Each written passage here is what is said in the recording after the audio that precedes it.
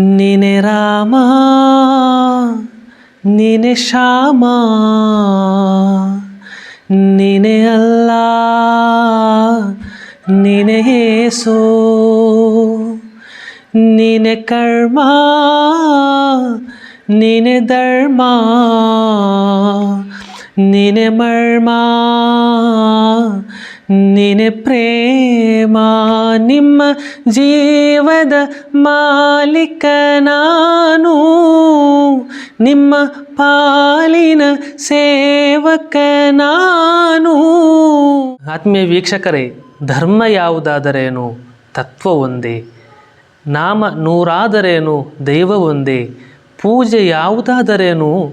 ಭಕ್ತಿ ಒಂದೇ. ಭಕ್ತಿ ಹಲವಾದರೇನು? ನಿಷ್ಠೆ ಒಂದೇ. ದೇವನೊಬ್ಬನೇ, ನಾಮ ಹಲವು ಎಂಬ ಸಾರುವಂಥ ಈ ಸಾಂಗ್ ನನಗೆ ಬಹಳ ಅಚ್ಚುಮೆಚ್ಚು ಮತ್ತು ಇಷ್ಟ. ಪ್ರೀತಿಯ ವೀಕ್ಷಕರೇ, ನಾವು ಯಾವ ಧರ್ಮದಲ್ಲಿ ಇದ್ದೇವೆ ಎಂಬುದು ಮುಖ್ಯವಾಗಲ್ಲ. ನಮ್ಮ ಧರ್ಮಗ್ರಂಥವನ್ನು ಮಾತ್ರ ಎಷ್ಟರ ತನಕ ಅಧ್ಯಯನ ಮಾಡಿದ್ದೇವೆ, ಎಷ್ಟರ ತನಕ ಪಾಲಿಸ್ತಾ ಇದ್ದೇವೆ ಎಂಬುದಾಗಿದೆ ಬಹಳ ಮುಖ್ಯವಾದ ವಿಷಯ. ನನ್ನ ಪ್ರಕಾರ ಧರ್ಮ ಏನು ಅಂತಂದರೆ, ಎಲ್ಲರನ್ನು ಪ್ರೀತಿಸುವ, ಎಲ್ಲರನ್ನು ಸ್ನೇಹಾದರದಿಂದ ಕಾಣುವ, ಎಲ್ಲರನ್ನು ಗೌರವಿಸುವ, ದ್ವೇಷ ಇಲ್ಲದೆ ಎಲ್ಲರನ್ನು ಒಗ್ಗಟ್ಟಾಗಿ ಕಾಣುವುದೇ ನನ್ನ ಪ್ರಕಾರ ಧರ್ಮ.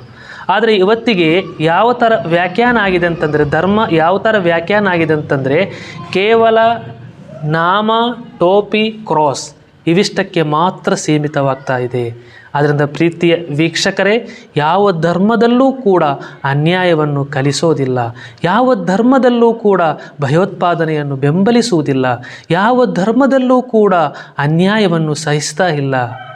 ಎಲ್ಲರೂ ಕೂಡ ಮನುಷ್ಯರೇ ಅವರವರ ಲಾಭಕ್ಕೋಸ್ಕರ ಮಾಡಿದಂಥ ಸೃಷ್ಟಿಯಾಗಿದೆ. Respect the mankind. ಮನುಕುಲವನ್ನು ಎಲ್ಲರೂ ಕೂಡ ಗೌರವಿಸಬೇಕಾಗಿದೆ, ಸ್ನೇಹದಿಂದ ನೋಡಬೇಕಾಗಿದೆ, ಮನುಷ್ಯತ್ವವನ್ನು ಬೆಳೆಸಬೇಕಾಗಿದೆ. ಎಲ್ಲರಿಗೂ ಆ ಭಗವಂತ ಕರುಣಿಸಲಿ, ಒಳ್ಳೆಯದಾಗಲಿ, ಒಳ್ಳೆಯದನ್ನೇ ಬಯಸಿ. ಶುಭ ಸಂಜೆ.